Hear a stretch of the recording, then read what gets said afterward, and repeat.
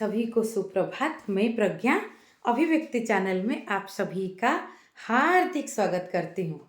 आज अभी देश का जो वर्तमान परिस्थिति के हिसाब से क्या कहाँ चल रहा है, उस आधार पे ये वीडियो है। अभी जो रणवीर अलावड़िया जो समय रैना और अपूर्वा मखीजा, इनकी जो कॉम्प्लीमेंट है, जो नकारात्मक और जो भाषा को नीचे गिरा के जो अभिव्यक्ति है, भाषा और भाव तो भाषा के माध्यम से प्रकाशित होता है ना, तो उसके ऊपर है। क्योंकि ये समाज के सब प्रतिष्ठित लोग हैं, ये फेमस यूट्यूबर है जिनको लोग, हर जनरेशन के लोग सुनते हैं। रणवीर जी के शो में ऐसे ऐसे लोग आते हैं, तो सभी, मैं भी बहुत शो देखी हूँ। क्योंकि युval नोआ हरारी आए, नावल रविकांत आए, गौर गोपाल दास आए, और ऐसे महान महान फिगर आए, मतलब जो मनुष्यों के इतिहास को प्रभावित कर रहे हैं, तो हम तो देखेंगे ना। तो जो इंसान उनका इंटरव्यू ले रहा है, उसका जिम्मेदारी तो इतना होना चाहिए, लेकिन जिम्मेदारी होना चाहिए कि पब्लिक में बोला या नहीं बोला। ये बात तो दोबारा दूसरा पॉइंट पे आता है। पहला पॉइंट है, पब्लिक में वो जो गलत बात बोले, वो क्यों बोले। और कोई चीज़ तो ऐसा नहीं है कि आपका टंग स्लिप हो गया। हम जो सोच विचार चिंतन मनन करते हैं, वही तो अभिव्यक्त होता है ना। तो एक व्यक्ति अगर आध्यात्मिकता को छू के, आध्यात्मिक बहुत गहरा व्यक्तियों का, बहुत विद्वानों का पॉडकास्ट बना रहा है, तो उसका जीवन भी उसी लेवल पे जाना चाहिए। और अगर हम बोलेंगे कि मनुष्य विकास के क्रम में है, हम हमेशा सीखते जाते हैं, जानते जाते हैं, तो उसमें अगर वो लेवल क्रॉस नहीं हुआ कि इस तरह के अभिव्यक्ति जो भावात्मक भाषात्मक दोनों तरीका से गलत हो, और उसका भी पब्लिक में आप मजाक में बोलो। ऐसा नहीं कि आप बेहोश थे, आप शराब के नशे में थे, ऐसा भी नहीं है। तो ऐसे भी शराब के नशे में इंसान सच्ची बोलता है ज़्यादा। तो अंदर क्या है, तो इसका ये टॉपिक का नाम मैंने दिया है, जो पकड़े जाओ तभी चोर है। जैसे हमको अपने अंदर का देखना है। जैसे कोई घटना घट गया, तो हम बहुत पब्लिक भड़क जाता है कि ये गलत हुआ, ये गलत हुआ। हमारा एक प्रॉब्लम है विशेषकर ये भारत का, कि ये जल्दी पूजता है और जल्दी चप्पल निकाल के भी दिखा देता है। तो ऐसा है, तो हम व्यक्ति को नहीं देखते। किसी व्यक्ति में थोड़ा जागरूकता दिखा या थोड़ा कोई गुण दिखा, तो हम तुरंत पूजने लगते हैं। एक मानवीय मूल्यबोध के आधार पे किसी को अप्रिशिएट करना और पूजने जैसा लग जाना कि अरे आप तो बहुत महान हो, ये हो, वो दोनों में बहुत फर्क है। उसी तरह किसी को जूते मारना और देखना कि वो व्यक्ति में, वो अपना यात्रा में है, जो चीज़ है। और इसका ये नहीं कि मैं रणबीर अलावड़िया की तरफदारी कर रही हूँ, इसमें तो सख्त कार्रवाई होना चाहिए। क्योंकि ये हमारे जो गुरुजन लेवल के पिता माता को लेके एक गलत तरह से अभिव्यक्ति दिए हैं। वो जो देखो, वो जो लड़की है, अ, क्या नाम है, अपूर्वा मखीजा, तो वो उनका वो कितना लैंग्वेज को, हमारा एक भाषा शब्द परम है। यहाँ गाली भी हो सकता है, और ऐसा नहीं है कि सभी कुछ शब्द है, नहीं। शब्द में तीर बैठता है तभी उसका मूल्य होता है। 100 रुपया का कोई वैल्यू है, कागज़ का नोट है। कोई इसको सभी 100 मानना बंद कर देंगे, तो फिर आप उसको जला के चाय भी नहीं पिएंगे, कि चाय बनाने के लिए भी ये कागज़ के नोट में कितना आग जलेगा। तो ऐसा है, तो इसको सभी ने माना है, ये 100 रुपया है, तभी उसका मूल्य है। तो सभी के मान्यता में ये चीज़ है कि ये शब्द का जो है यूज ऐसा होना चाहिए जो रेस्पेक्टफुल हो। जो हम बोलेंगे कि जो गलत शब्द यूज़ किया, गलत किया, वो तो एक शब्द है, ऐसा नहीं है। वो गलत ऐसा यूज इस भाव से हुआ, और उसका रिप्रेजेंटेशन ऐसा हुआ है कि ऐसा गलत है, और जिसने बोला उसी भाव से तो बोला ना। तो फिर उसको कैसे हम ले सकते हैं कि बस एक शब्द है, ऐसे ही है। ऐसा नहीं है। और हम प्रवृत्तियों का बोलते हैं ना, कि प्रवृत्ति के आधार पे कोई गुस्से में कुछ बोल दिया, कोई कुछ और प्रवृत्ति में बोल दिया। तो प्रवृत्ति को थोड़ा गहराई से हम देखेंगे ना, तो हमें जो सच्चाई दिखेगा, हम चौंक जाएंगे कि हम कितना हिपोक्रेट है। आज सुबह कल कल रात को, सॉरी, मेरा बेटा गुस्सा हुआ किसी बात पे। अपनी दीदी के ऊपर, बेटी के ऊपर। तो वो बेटी के लैपटॉप को लेके फेंकने गया, लैपटॉप को उठाया कि मैं फेंक दूँगा। मैं कुछ नहीं बोली, तो रख दिया लैपटॉप को। फिर आया दूसरे रूम में, एक पिलो उठाया कि मैं फेंक दूँगा और बहुत ज़ोर से पिलो को फेंका। तो उसने क्यों लैपटॉप नहीं फेंका, क्यों पिलो फेंका? एक छोटा बच्चा को भी मालूम है।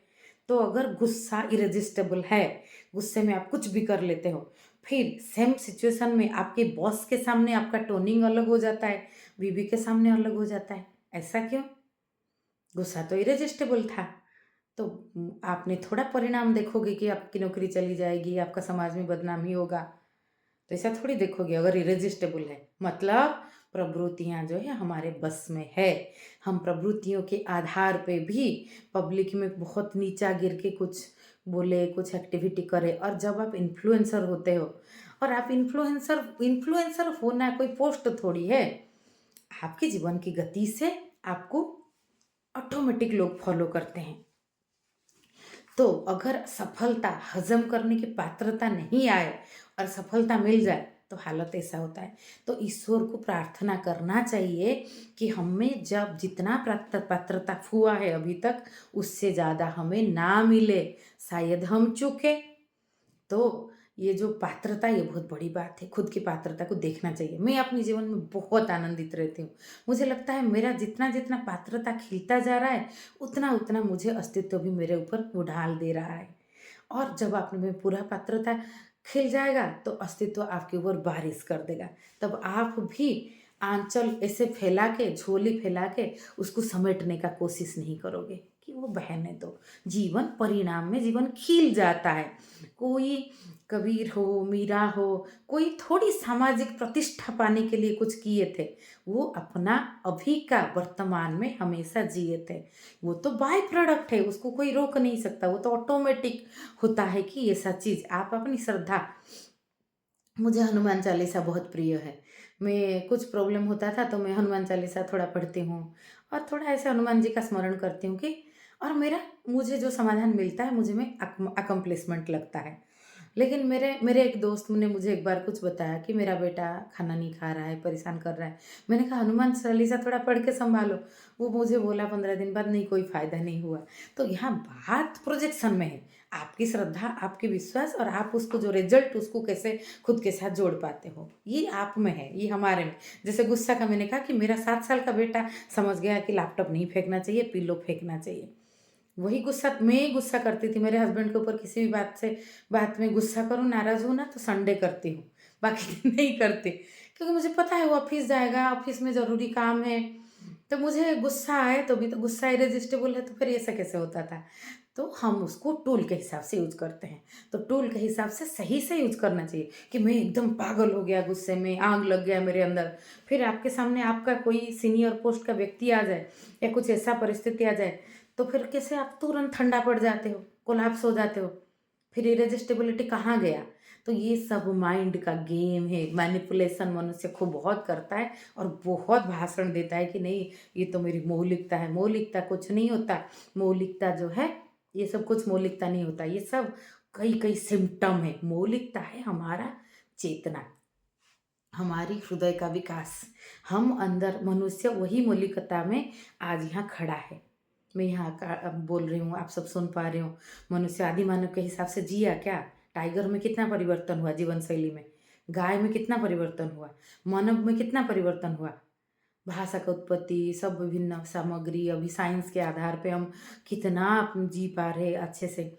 तो मनुष्य ये जो प्रयोग, अध्ययन, मनुष्य अध्ययन करते रहना, सीखते रहना। और आप दूसरे को खुशी नहीं दे सकते, किसी को खुश नहीं कर सकते। आप, क्योंकि कोई खुश होगा नहीं होगा वो तो उसके ऊपर निर्भर है ना, आप कितना भी कुछ कर लो, अगर करने की बात है। आप अपनी करने के प्रोसीज्योर में आनंदित रह सकते हैं। तो जीवन का गहरा दुःख क्या है, वो और एक वीडियो में मैं आज बनाती हूँ। तो आप अपनी जो गति में, कि रोज़ जैसे मीरा, कबीर, नानक साहेब मैं बोली, महावीर, बुद्ध, वो अपना जीवन की गति में जिए। वो प्रभा आनंद की धारा बहा बहा तो चारों ओर को सिक्त किया। तो ये जो चीज़ है, ये जो इन्फ्लुएंसर अपने आप को मानते हैं, ये लोग सफलता के पॉलिटिक्स ऑफ नंबर से, कुछ लोग प्रतिष्ठित लोग आ गए शो में, तो फिर बाकी आने लगे। पॉलिटिक्स ऑफ नंबर यहाँ काम करता है। संख्या की राजनीति, अभी अभिव्यक्ति चैनल में सपोज नरेंद्र मोदी आ जाएंगे, मोरारी बापू आ जाएंगे, योगी आदित्यनाथ आ जाएंगे, नावल रविकांत का आज है ऊपर है, सच में आ जाएंगे, जैसे रणबीर जी के शो में आए थे। तो फिर बाकी 10 लोग आना आसान पड़ेगा ना। रेफरेंस मैं थोड़ी बनूंगी, रेफरेंस तो बनेगा कि ये आए थे, कौन गए थे वो शो में, तो शो महत्वपूर्ण होगा। तो महत्व समाज में कई के आधार पे निर्धारित होता है, और उसमें कुछ पैमाना रहता है कि कुछ चीज़ें जो ग्राउंड लेवल पे वो सही रहता है, बाकी उसके ऊपर रंग रोगन करके लेप लगाना बहुत आसान पड़ जाता है फिर। इसलिए हमारी बहुत बड़ी जिम्मेदारी है कि हम अगर इन्फ्लुएंसर बन, कोई नेचुरली लोग उसको इन्फ्लुएंसर बनाते हैं, उसमें वो पात्रता दूसरे लोग देख रहे हैं, तो आप भी अध्ययन में अपनी पात्रता बनाते जाओ। और जो पात्रता बनाने के प्रोसीजर में रहता है, वो अपने आप को बहुत गहराई से अवलोकन करता है। उसकी मन में इस तरह की घटिया चीज़ आएगा नहीं कि समाज में अभिव्यक्त हो। तो ये, और वुमेन लिबर्टी के नाम पे अपूर्वा मुखीजा की बात मैं कर लेती हूँ, क्या ये वुमेन लिबर्टी है? आपने ये समझा? वुमेन लिबर्टी कंजर्वेटिव में नहीं था कि नारी को दबा के रखो, उसकी वॉइस नहीं है, आवाज़ नहीं है, लेकिन फ्रीडम ऑफ स्पीच के नाम से आप जो है एक प्रकृति का सुंदर स्वरूप को हम खो दे, जो नारी की अपूर्व अभिव्यक्ति है, जो प्रकृति की धारा बना है, आधार बना है। यहाँ हम नदी को नारी माने हैं, पृथ्वी को नारी माने हैं, प्रकृति को नारी माने हैं, जिसकी सुशीतल छाँव ने, जिसकी कभी काली भी माँ भी नारी है, जो कभी अन्याय होता है, कुछ होता है तो भी वो अपना उग्र रूप लेता है। महिषासुर मर्दिनी दुर्गा भी इधर है। इधर नारी की कई कई रूप में है। नारी हंसता हुआ खिलता हुआ रो, हास्य रस जीवन में बहुत जरूरी है, लेकिन हास्य रस का मतलब नहीं है कि हम इतना इस भाव से इस लैंग्वेज का प्रयोग जिस इंटेंशन से करें जो हमारी अस्तित्व को हिला दे, अस्तित्व का मूल धारा से हमें छोड़ दे, ये कर दे। तो वुमेन लिबर्टी, जो मैं एक स्वाधीन नारी के ऊपर जी भी स्ट्रीम बनाई थी, इसके ऊपर और गहराई से बात करेंगे। तो नारी की स्वाधीनता तो गार्गी होने में है कि आप में ज्ञान खिले, जो है अंदरूनी ज्ञान। तो ज्ञान की धारा क्या ये बताता है कि मार्गदर्शिका जो दुनिया संसार का बन सकता है, वो ऐसे भटका हुआ बने।